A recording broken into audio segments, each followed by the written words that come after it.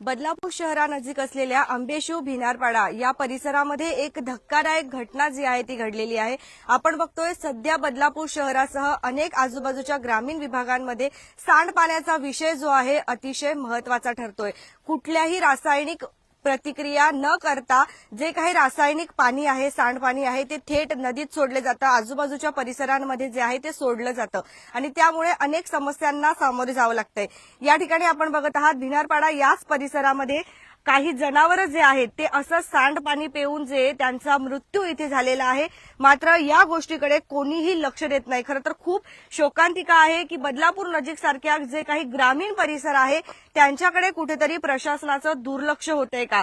याच परिसरामध्ये 2 ते 3 जे आहे जीन्सचे कारखाने आहेत असं सांगितले जातंय आणि त्या जीन्सच्या कारखान्याचं जे काही सांडपाणी आहे ते आजूबाजूच्या परिसरांमध्ये थेट सोडले जातं कुठलीही प्रक्रिया न करता। त्याचबरोबर इथून आपण बघत आहात अनेक नदी नाले ओढे सुद्धा आहेत ज्यांचं पाणी थेट उल्हास नदीला जाऊन मिळतं आणि कुठेतरी ते पाणी आपण सुद्धा पिणार आहोत। मग जर असं सांडपाणी थेट कुठली प्रक्रिया न करता उल्हास नदीमध्ये सोडले जात असेल तर या धक्कादायक प्रकाराला जबाबदार कोण। आज आपण या ठिकाणी जर झूम करून बघत असेल तर एक गाय जी आहे ती आपल्याला मृत्युमुखी पडलेली बघायला मिळते आहे, कारण तिने सुद्धा त्या ठिकाणी जे आहे ते सांडपाणी जे आहे ते पाणी समजून पिलं आणि त्यानंतर ती देखील इथे आपल्याला मृत्यू झालेला तिचे बघायला मिळतोय। फक्त एकच नसून या ठिकाणी अनेक जनावरं जे आहे या परिसरामधील त्यांचा मृत्यू झालेला आहे। आजूबाजूचे आपण जर बघत असाल या ठिकाणी ग्रामस्थ जे आहेत ते एकवटलेले आहेत, ते मागणी करतायत की गेल्या कित्येक वर्षांपासून हे जे जीन्स कारखाने या परिसरामध्ये आहे इथे वस्ती सुद्धा आहे। मग जर एखाद्या नागरिकांना काही झालं, जे काही गुरं आहे ज्यांना जीवाभावाप्रमाणे जपलेलं आहे, लहान मुलांप्रमाणे जपलेलं आहे, आज ते त्यांच्या डोळ्यांसमोर मृत्युमुखी पडतायत तर याला जबाबदार कोण। प्रशासन या गोष्टींकडे लक्ष का देत नाहीये। आपण त्यांच्याशी संवाद साधणार आहोत। ज्यांचे काही गुरं यामध्ये मृत्युमुखी पडले त्यांच्याशी आपण बोलूया। दादा, नेमकं काय घडलंय? यांच्याशी बोलूया आपण। काय झालं आहे नेमकं? ही गाय तुमची आहे का? काय झालं? स्वतःची तर ती गाय वेल्ली होती आणि 2 महिन्याची गाभण पण होती। त्याच्यानंतर ते तिकडनं पाणी प्यायला गेली, ती तशी केमिकलचं पाणी भेटलं तिला आणि ती पाणी पेली, त्याच्यानंतर ती मृत्यू झाली। तर बघा थोड्या दिवसात म्हणजे थोड्या वेळाने आम्ही बघायला गेलो तिला, तर ती गाय पडली होती तिथं मृत्यू येऊन। तर आम्ही डॉक्टर मागवला, डॉक्टर म्हणतो हिने काहीतरी खाल्लेलं आहे। तर मग त्यांनी बोलतो हिला काय मी प्रयत्न करतो पण झाला तुमच्या नशिबात तर ठीक, बोलतो नाही झाला तर बोलतो शेवटी देवाची कृपा असं तो म्हणायला लागला। तर डॉक्टर निघून गेल्यानंतर ती गायला मृत्यू पावली। शेवटी मग आम्ही काहीच बोलू शकत नाही, मग आम्ही गप्प बसलो। नंतर त्या गायच्या तोंडातून असं ते केमिकलचं पाणी थोडं वाहायला लागला, पोटातून असं ते वास थोडासा। तर आम्ही समजलो का काहीतरी केमिकलचाच प्रकार आहे। त्याच्यानंतर मग आम्ही थोडं घरी गेलो निघून, वैतागलो, गाई प्राण सोडून मोकळ झाली, असा प्रश्न झालेला आहे। हे कधी घडलं सर्व? आता एक 5-6 दिवसापूर्वी घडलेलं आहे। 5-6 दिवसांपूर्वी? हा, 4-5 दिवसापूर्वी।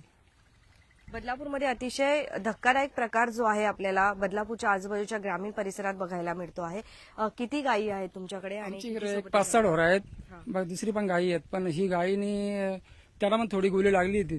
तर आम्ही त्या डॉक्टर वगैरे आणून त्यांना थोडं सावध केलं, मग त्यांना बांधून ठेवली आणि ही प्राण निघून गेलं। छोटा वासरू पण आहे तिचा, छोटा एक, तो पोटात पण पेलू आणि दुसरा पण घरी एक बेऱ्यामध्ये वासरू आहे तिचा, दूध देणारी गाई होती थोडी। यानंतर काही कोणी याच्यामध्ये ऍक्शन घेण्याचा प्रयत्न केला का? कोणी असं म्हणजे गावात चर्चा पसरली तर बाकी लोक म्हणायला लागले का, नंतर आम्हाला रमेश तामाने त्याची दुसऱ्या दिवशी गाय अशीच प्रकार घडला, तर मग ती गावात चर्चा झाली।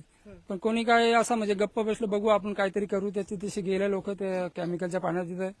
तर नंतर मग ते लोक काय, या लोकांनी काय केलं त्यांना बोलले, त्यांनी काय लक्ष दिलं नाही आमच्यावर, मग शेवटी आम्ही गप्प बसलो, असं झालं प्रश्न। पण असं काही झालं होतं का कधी मागे कधी आठवत नाही, पण हे जास्तच जनावर काय उन्हामध्ये असे पाण्याच्या शोकामध्ये पाणी पितात ना केमिकलचा, त्याच्यामुळे आता ते पाणी म्हणून पेली जनावर पोटात, तर त्याच्याने ते जास्त वेळ थांबले नाही, लगेच प्राण सोडला ते मध्ये। आणि गावामध्ये थोडासा केमिकलचं पाणी काय मागणी करत आहात सध्या प्रशासनाला? आमचं असं म्हणणं आहे की आम्हाला काहीतरी प्रशासनाचं म्हणणं असं लक्ष द्यायला पाहिजे प्रशासनाने, बाबा आमच्या गाई ढोर आहेत, शेवटी आम्ही शेतकरी मंडळी आहेत, त्यांच्या जीवावर आम्ही जगतो, याचं प्रशासनाने घ्यायला पाहिजे ना, काहीतरी लक्षात घ्यायला पाहिजे काही गोष्टी, आमचं हे म्हणणं आहे। एकतर ते मग ते बंद करा जिन काढचे, तर काही प्राणी वाचतील ना, जीव वाचल, भले आता ते मेले ते गेले, पण बाकी जनावर आहेत त्यांचं काय, ते सुद्धा पाणी पिल्यानंतर ते पण मरणारच। मग शेवटी आम्ही काय उपाशीच राहायचं का? त्यांच्या जीवावर आमची पोटपाणी आहे. बघा आता तुम्ही काय करायचं ते सर्वापूरक आहे, पण आमची मागणी आहे अशी. आपण बोरिंगचं बोलत होतात, बोरिंगचं हा, बोरिंगचा पाण्याचा म्हणजे गावामध्ये बोरिंग येत ना, तर तो नाल्याला ती पाणी नाल्याला असल्यामुळे पूर्ण नाल्याचा पाणी नाल्याला येतो पाणी केमिकलचा. तर बऱ्याचशा लोकांच्या अशा तक्रारी आहेत की बाबा पाणी खराब येतो. तर मग अशी चर्चा झाली गावामध्ये. तर आता बघू आता पुढे काय करताय आता समजेल. हा. आपण बघत आहात की हे जे प्रकार आहेत वारंवार घडत आहेत बदलापूर शहराच्या आजूबाजूला. सांडपाण्यामुळे खूप काही समस्या उद्भवत आहेत, परंतु तरी सुद्धा याच्यावर काहीच उपाययोजना का केले जात नाही? मग एखाद्या नागरिकाचा जीव जाणार त्यावेळेला प्रशासनाला जाग येणार आहे का? जरा आपल्या इथे बोरिंग आहे, बोरिंगचं आपण काय सांगत होतात की पाण्यामध्ये बोरिंगचं असं आहे का, बोरिंगचं पाणी घेऊन गेलो होतं मी, ते कारखान्यावाल्यांना दाखवलं तरी सुद्धा ते काही लक्ष देत नाही. परंतु आम्ही असा विचार केला तर का पोलीस स्टेशनला जाऊन केस वगैरे करू यांच्याकडे. ते केस करण्यापेक्षा म्हटलं आता यांना सांगून बघू एकदा, तरी सुद्धा ऐकत नाही. ते बोलले का आम्ही इकडे बाजूला खड्डा बिड्डा खोदून आणि तो पाणी त्याच्यात सोडू. त्याही काही सोडलं नाही, तो पाणी अजूनपर्यंत इकडेच आहे. त्याच्यामुळे ही जनावरं आता 5-6 जनावरं मेली, 2-3 गाया मेल्या, 2-3 बैल मेलं, तरी सुद्धा सरकार लक्ष देत नाही. आधी कारखाने होते की आधी गाव वस्ती झाली? काय गाव वाटतं? वस्तीला 100 वर्ष झाली आणि हे आता 5-6 वर्ष झालेत कारखाने. तर त्याच्यामुळं बोरिंगचं पण पाणी आता खराब यायला लागला. त्याच्यात माणसांना पण काय गोली लागू शकतो. किती वर्षापासून मी इथे राहतात या परिसरामध्ये? आमचं आयुष्य गेला इथे. हो, जे काही कारखाने आहेत खरं तर वस्तीमध्ये यांना परमिशन मिळाली कशी, हा खरं तर शोध घेतला पाहिजे. इथे जवळपास भात शेती सुद्धा आहे, त्या शेतींमध्ये सुद्धा जर ते पाणी सांडपाणी डायरेक्ट जात असेल आणि नंतर आपण जर ते पीक खाणार असू तर विचार करा की मानव जातीसाठी सुद्धा कुठेतरी खूप मोठा गांभीर्याने घेण्यासारखा हा प्रश्न आहे. याच्याकडे खरोखर सरकार लक्ष देईल का हे बघणं गरजेचं आहे. आम्ही बघितलं आता तुम्ही देखील काही जनावरं जे आहेत ते चाऱ्यासाठी इकडे घेऊन आलात. काय वाटतं, भीती वाटते का आता इथून पुढे की असं काही होऊ शकतं? भीती वाटते ना आम्हाला जनावरांची खूप. आता आम्ही त्यासाठी जनावर बांधून ठेवलेली काही आहेत ती, पण आमची आता माझी स्वतःची 3 ढोरं याच्यात मेली 3-4 दिवसापूर्वी. त्याच्यामुळं आम्हाला म्हणजे लयच झालेलं आहे, दुःख झालेलं आहे. कारण का आमची गाय होती, आता ती 6 महिन्याची प्रेग्नेंट होती गाय, ती पण दागावली. एक बैल मेला माझा, चकड्याचा म्हणजे गाडीचा बैल मेला, एक बच्चा मेला. माझी 3 जनावरं स्वतःची मेली.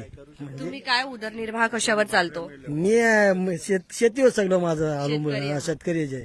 आणि त्यात माझी बैल आहेत, गाय आहेत, त्याच्यावर चाललं होतं. पण आता ती माझी स्वतःची 3-4 गाय मेल्या म्हणून मी काहीच बोलू शकत आता. मला म्हणजे जास्त कुठेतरी शेतकरी हतबल झालाय असं वाटतं का? हा. आणि तिकडनं पाणी पण आमच्या शेतीला येतो केमिकलचा. मी तिथं आमची शेती आहे वरती, मीच लावतोय.